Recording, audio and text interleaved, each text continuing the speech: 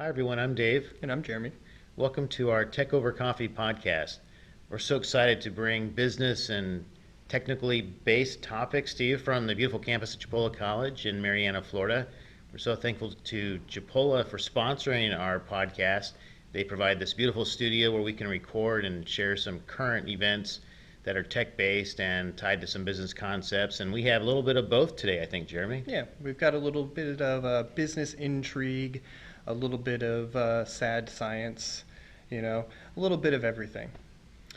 I was surprised in preparing just kind of a teaser for those who are watching the podcast. I'll just say ExxonMobil, and I'll kind of leave it there.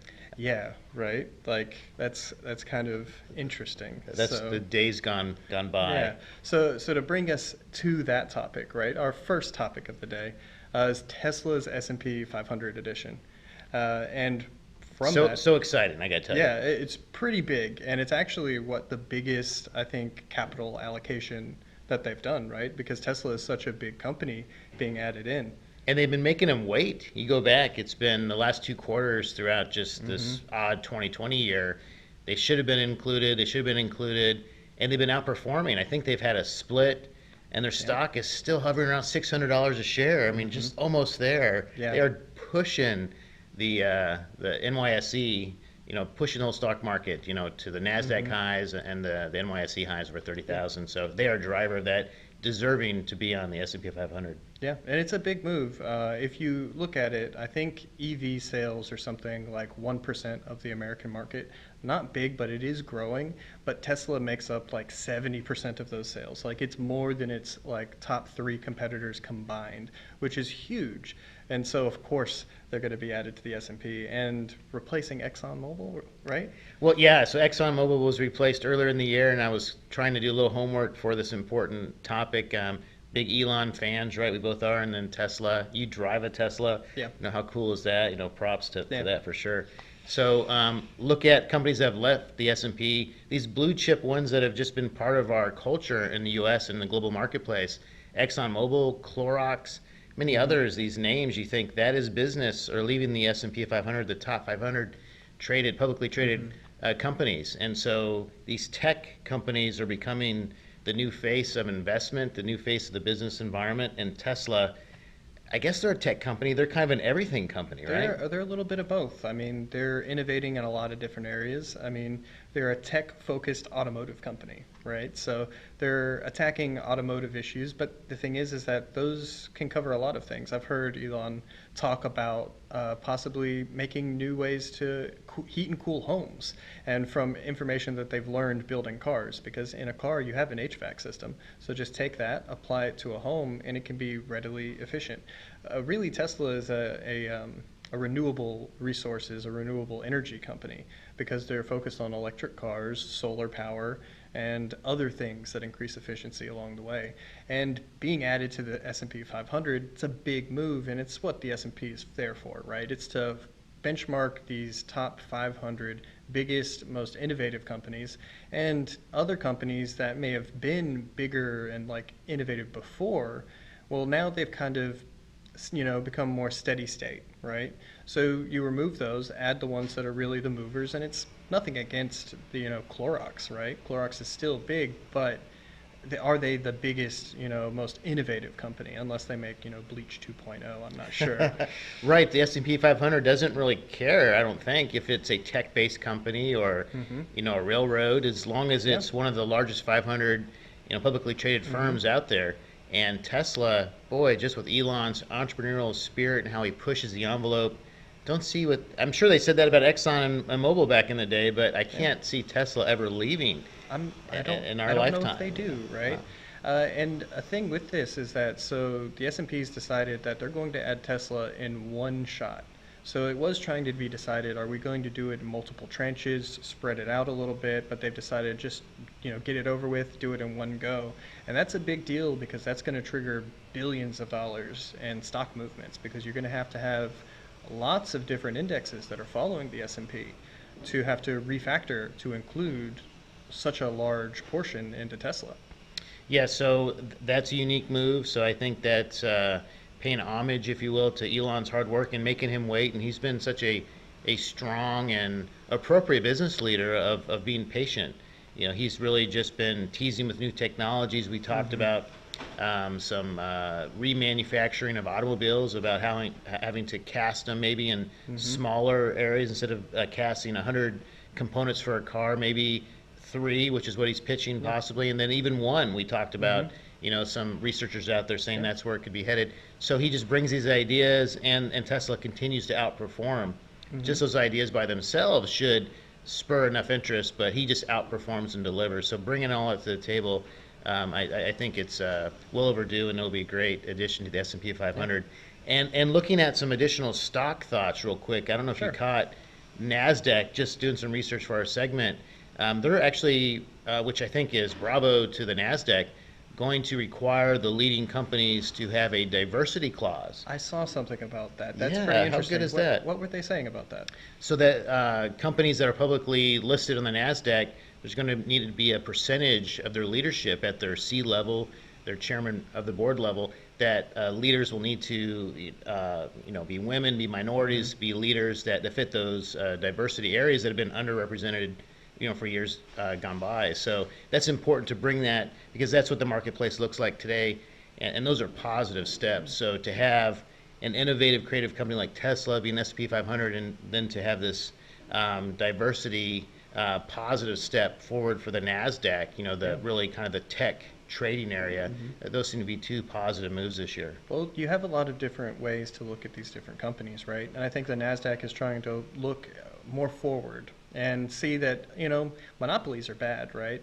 So maybe a monopoly of race or gender is just as bad, and you can't have just a bunch of white dudes, you know, sitting up there in their pearly offices telling everybody what to do. And if you're going to be in these big indexes, maybe you need to look at a company from every one of these different aspects. Right. I mean, we make better decisions by having differing points of view. So the more diverse a team is, I think the better performing team it will be as well. Absolutely. So, Absolutely. So great segment to get us started with. So Yeah. way to go, Elon. It's exciting. I mean, someday they're going to be mining the big asteroid belt, you know, with SpaceX. Yeah. So it's exciting stuff in the future. I mean, it can solve a lot of issues there, right? And Tesla's doing some really interesting things. I mean, becoming a more international company as well. They've got factories in the U.S., they're building factories in Europe, they have a factory in China. So they're talking about building individual cars for each individual market, and that's big, and that's important for being in something like the S&P. Right, and we talked about that, ending on that point of manufacturing locally. I think that was something that you brought out in a previous segment. That's an important thought. Enriches, I think, the global marketplace, because it brings us all together, and they can manufacture locally, distribute, sell locally, and so each area of the global marketplace becomes that much more prominent because they're serving the residents that live in that locale. And everybody has different needs. You don't really need to make this one size fits the world type car. There really is no world car, right? It's everybody has a different need. In the United States, we have a different type of car. In Europe, they need smaller cars. In China, they might need even smaller cars.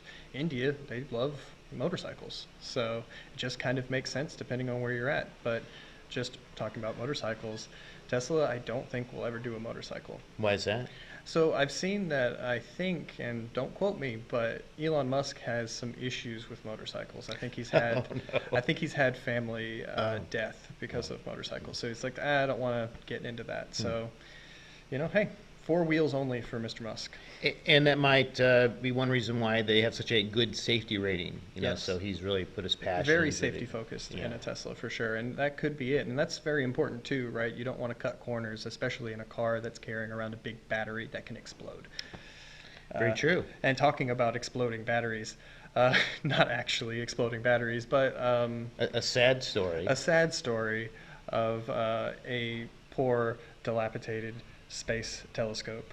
The Arecibo telescope, the largest radio telescope in the world out of Puerto Rico, is collapsed. Wow, and I think it was Emily or someone earlier, we were asking, well, how are we going to communicate with Captain Marvel now? I mean, Yeah, how do we right. get that channel communication Well, you know, intact? the whole goal was to actually look for other life in space using this telescope. It was made back in the 60s. It's dealt with literally decades of like hurricanes and earthquakes, and it's just finally had enough. I think earlier this week, we had some cables snap, Ooh. and it's a 900-ton facility. It's so big. It's actually was in one of those James Bond movies. Really cool scene. I don't remember which one. I should have known that, but hey, shows what a fan I am. Sorry, Mr. Bond. Just the current Bond series, or It's an the older past? one. Okay. I think GoldenEye. Oh. It might be GoldenEye. Okay, back in the day. Okay. Oh, I Yeah. love those though. Yeah, But most certainly. unfortunately, it's today actually the parabolic dish is actually collapsed, and that's it for the biggest dish in the world. Wow. So, but there are other satellites, or I should say, other stations that are using telescopes and ground satellites to communicate with, hopefully, extra, Yeah. ETs out there. I There, guess that we're there looking is for. another satellite that's pretty big, but not as big, and it's hey, it was made back in the '60s. Maybe we can come up with something else. Right. Yeah. Well said. So that is a sad story, and it talks about the importance of kind of infrastructure maintenance, of putting Yeah. money back into your infrastructure, of not just building it and moving on. You need to revisit that. So another good business principle. Well, it's something where it's so old, it's hard to maintain, and with the damage that's had, it's unrepairable basically. So it's something where they'd have to start over from scratch, and it was quite a sight. That's huge dish on the top of a mountain in the middle of like a jungle. In Puerto Rico. In Puerto Rico, right? But so much for that one. So some great segments, Jeremy. So what do you have for us next? All right, next up, we're getting back to the electric vehicles away from. It's more sad news for somebody.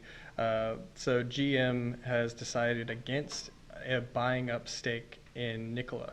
So Nikola, a emerging electric vehicle producer, I think they're working on an electric semi, an electric pickup truck. They've been having some troubles. They're publicly traded, but they're basically looking for more investors as they go. And GM has had an options ability to buy about an 11% stake in the company, and GM's decided to pass on that. Wow. Have you done any research on who their biggest investor is today? I don't know, actually, and that is a good question. We should look into that. We'll Me as probably- well. No. Yeah, right. we should revisit that in the future because there are a number of these new up-and-coming EV companies that, we talk about Tesla all the time, but it's good to look at competitors too. And GM is out there trying to make, electric vehicles, and they have some. But the thought was here is that maybe making this investment into Nikola is trying to help them catch up, and it seems like they're pulling back on that. Wonder what the logic is with that. Maybe they think that it's still fertile territory and they can kind of wait. But it seems like the EV market's pushing ahead. Elon Musk isn't someone to really just sit back and wait. He's pushing. So they also may be thinking that they already missed it. It's already left the station and they need to look at something else. I don't know. Or they could be looking at other competitors. Making a Because, better see, purchase. Another competitor in the market trying to make electric pickup trucks is a company called Rivian. I don't know if you've seen Rivian, but Rivian's got a really cool design on a pickup truck that's actually able to do like a zero turn, like tank turn. Wow. Now this is not a publicly traded company. is It's it? not publicly traded yet, I don't believe, but they're, a startup working on something, and A zero turn with the zero truck. turn. So it's got a motor on each wheel, and they're able to turn independently, so it can just turn Wow. around in a circle. Really cool. And there's So that helps for doing the donuts in the parking lot, right? Yes, Yeah. because you just make a perfect donut. Nice. You don't have to like make some weird oblong shape. Great. It just goes right in Helps that with circle. parking. Yeah, it actually could. The idea here, I think, is for like off-roading purposes. You're going rock climbing or something in your truck, and you get into a spot where you can't turn around. Well, you can just turn in place rather than doing a 5 million point turn. But so GM, correct me if I'm wrong, makes the Hummer, right? They did in the past. Yeah. And with the recession, they kind of gave up on the Hummer. Yeah. And a Well- Russian company was going to buy them. There's a big history with The that. And whole thing they there. kind of just fell off. Which Hummer is like this stakeholder of excess, right? But they do have this EV. That's right, the where thing. you're- So yeah. that's where I'm headed. Yeah. Is that GM is working on an EV with the Hummer. And I'm thinking, and I'm not sure on this, but I think that they've worked with Rivian to make this Hummer. And so they've decided to move away from working with Nikola and go more work with Rivian. And the Hummer looks surprisingly similar to the Rivian pickup truck. Now that Hummer, super expensive. Like that's was $100,000, $200,000 truck they're trying to make. Yeah, so I've seen the trailer for this EV, this Hmm. Hummer, and I used to have an H2 and Oh, loved it. And really? the H2 was a different animal, and this one looks like an EV truck. So it Yeah. does have the Hummer name on it, but it's Hmm. a different market. I don't know. A Is there lot a like market out there for that? Would you get a Hummer I EV? don't know if I'd get a Hummer EV, mostly because of the expense. Oh, um, right. that's That's true. way out of my market. Maybe in 10 years, but I don't know. I'm not really a pickup guy myself. I think I'm keeping my Model S for as long as I can. Um, but No Cybertruck for you? no Cybertruck probably. Cybertruck's pretty cool though. It grew on me. That thing was kind of weird, but then like, man, that's different. And I really like that. But the Rivian looks more like a standard pickup truck, and honestly, it looks pretty nice.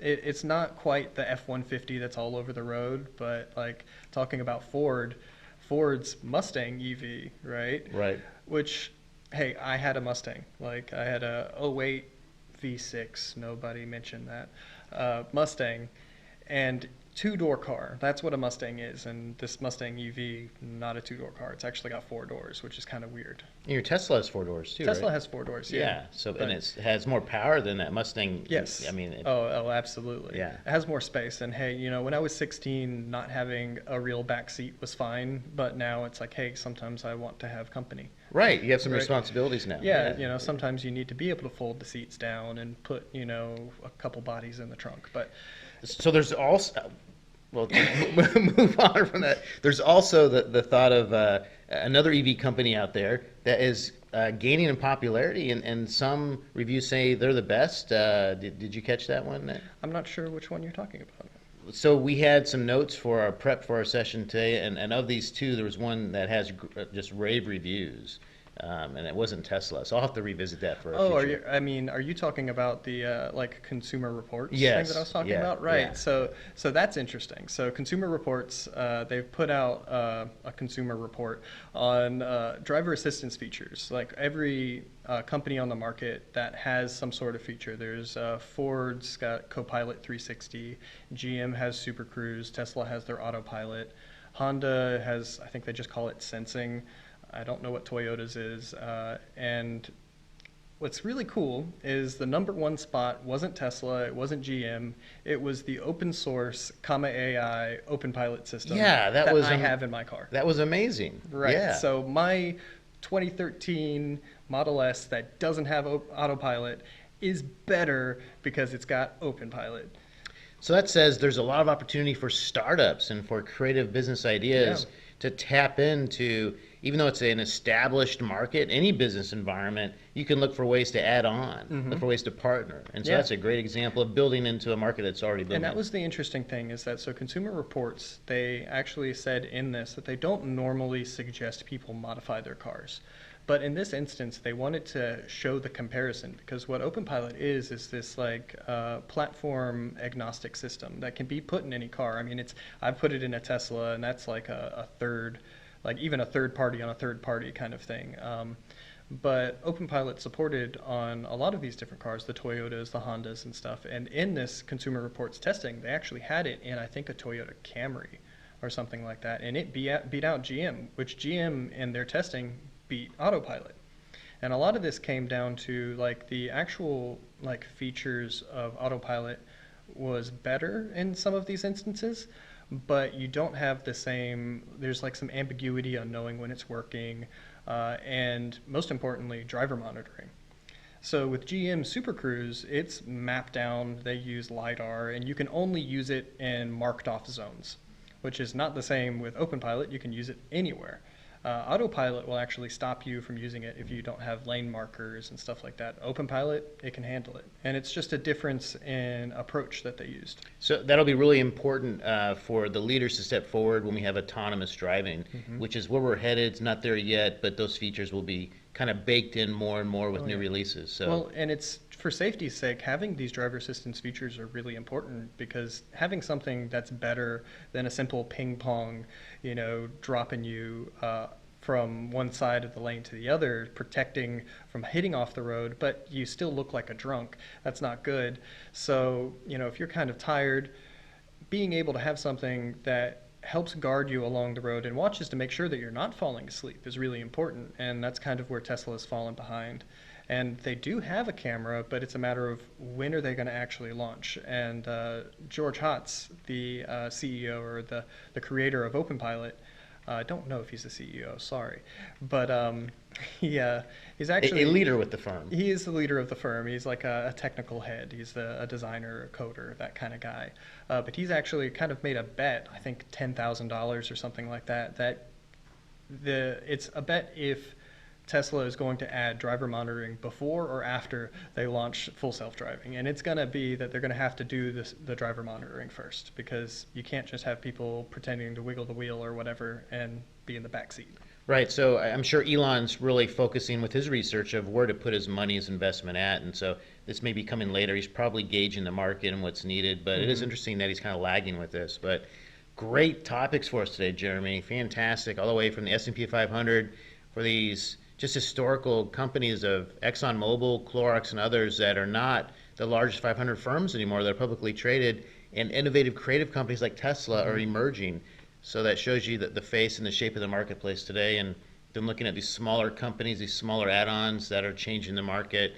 It's an exciting time to be an investor and to be a business person, to be in college. Yeah. So these are great times and great topics, Jeremy. Thank Absolutely. you, sir. Thank you All so right. much. Until next time. Bye.